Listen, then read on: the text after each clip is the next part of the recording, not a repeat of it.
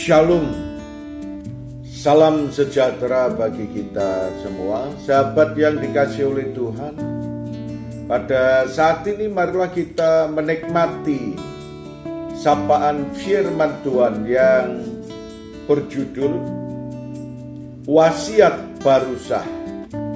Kalau pembuat wasiat itu sudah mati. Saudaraku yang dikasihi oleh Tuhan, firman Tuhan yang terdapat dalam kitab Ibrani pasal yang ke-9 ayat yang ke-16 sampai dengan ayat yang ke-18 berkata kepada kita, sebab di mana ada wasiat, di situ harus diberitahukan tentang kematian pembuat wasiat itu. Karena suatu wasiat barulah sah kalau pembuat wasiat itu telah mati. Sebab ia tidak berlaku selama pembuat wasiat itu masih ada. Itulah sebabnya maka perjanjian yang pertama tidak disahkan tanpa darah. Saudaraku yang dikasihi oleh Tuhan, pada kesempatan ini apa yang Tuhan sampaikan kepada kita berbicara tentang wasiat.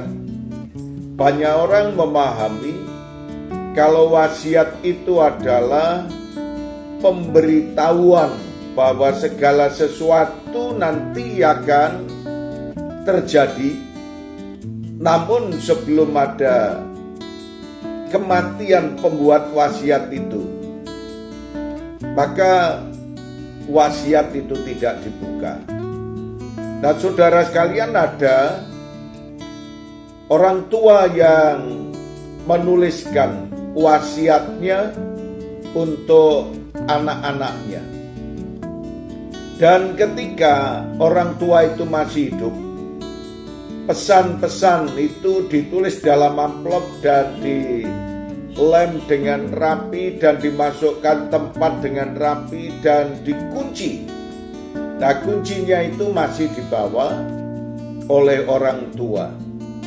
Dia memanggil anak-anaknya, kemudian dia berpesan, anak-anakku, bahwa aku telah menuliskan pesan-pesan kepadamu, wasiat-wasiat kepadamu yang saya masukkan dalam amplop ini, dan yang saya taruh di kotak, dan yang saya kunci dan kuncinya saya bawa. Kamu boleh membukanya kalau saya sudah mati.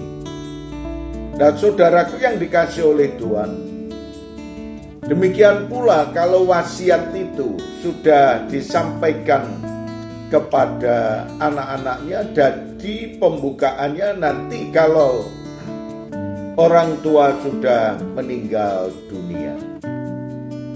Demikian pula saudaraku yang dikasihi oleh Tuhan, apa yang disampaikan dalam kebenaran firman Tuhan yang mengingatkan kepada kita bahwa wasiat yang tertulis pada waktu Nabi Musa, apa yang dikatakan dalam kitab Ibrani pasal yang ke-9 ayatnya yang ke-20 berkata kepada kita, sebab di mana ada wasiat, di situ harus diberitahukan tentang kematian pembuat wasiat itu, sambil berkata, inilah darah perjanjian yang ditetapkan Allah bagi kamu.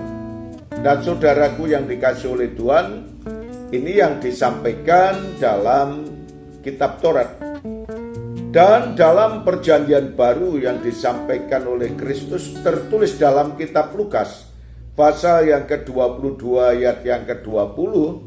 Demikian juga dibuatnya dengan cawan sesudah makan. Ia berkata, cawan ini adalah perjanjian baru oleh darahku yang ditumpahkan bagi kamu. Melalui penumpahan darah Kristus sekali untuk selama-lamanya, dalam perjanjian lama melalui darah anak lembu domba setiap tahun dilakukannya. Maka berbahagialah ketika saudara sudah memegang wasiat dari Tuhan. Marilah kita nikmati Kristus telah berkorban untuk kita dan memberikan keselamatan dan janji hidup kekal untuk selama-lamanya. Terima kasih Tuhan, kami mengucap syukur dalam nama Tuhan Yesus. Kami berdoa.